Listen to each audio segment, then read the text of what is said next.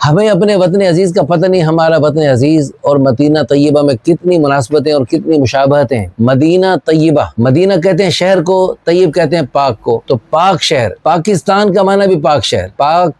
تو پاک ہی ہوتا ہے، اور استان یعنی شہر، تو پاکستان پاک شہر، مدینہ طیبہ پاک شہر، تو دونوں کا نام ایک جیسا، دونوں کا مقصد ایک جیسا، دونوں عظیم قربانیوں کے بعد، ہجرت کے بعد مکہ مکرمہ میں بڑی بڑی قیمتی جائیدادوں اور قیمتی چیزوں کو چھوڑ کر صحابہ کرام رضوان اللہ علیہم اجمعین نے رسول اللہ صلی اللہ علیہ وسلم نے بڑی مشقت سے ہجرت فرمائی۔ رسول اللہ صلی اللہ علیہ وسلم ہجرت فرما رہے تھے بیت اللہ شریف سے بچھڑتے ہوئے۔ وطن ہر ایک کو بہت پیارا ہوتا ہے، چاہے ہم ابھی پہاڑوں سے ہو کر آئے ہیں تو ہم کہتے تھے یہ پہاڑوں پہ لوگ رہتے پتہ نہیں کیوں اور کیسے رہتے ہیں، لیکن وطن ہے ان کا، وہ دنیا میں جہاں بھی چلے جائیں لیکن اس پہاڑوں میں آ کے اپنا سکون محسوس کرتے ہیں۔ تو رسول جس کا بیت اللہ شریف جس کا وطن تھا، تو رسول اللہ صلی اللہ علیہ وسلم بھی بیت اللہ شریف کو چھوڑتے ہوئے رو رہے تھے، لیکن اپنا سب کچھ اللہ کی رضا کے لیے، اللہ کے حکم کی ونیات پر ہجرت فرما کر مدینہ طیبہ تشریف لے گئے اور مدینہ طیبہ کو دین کا مرکز بنایا۔ پوری دنیا میں اللہ کے دین کی سربلندی کری، اللہ پاک نے اس کو بنیاد بنایا، مرکز بنایا، قلعہ بنایا۔ الحمدللہ ثم الحمدللہ، پاکستان میں بھی تقریباً یہی صورتحال ہے، بالکل مدینہ طیبہ اور پاکستان ایک جیسے ہیں۔ ہماری دل سے دعا ہے اللہ پاک ہمارے پاکستان کو بھی مرکز بنائے، ابھی بھی مرکز ہے، پوری دنیا سے لوگ یہاں دین سیکھنے کے لیے آ رہے ہیں، پوری دنیا سے، عرب سے، عجم سے، مشرق سے، مغرب سے، شمال سے، جنوب سے، پوری دنیا کے لوگ پاکستان میں جو اجتماعات ہوتے ہیں اس میں دنیا بھر کے لوگ شریک ہوتے ہیں،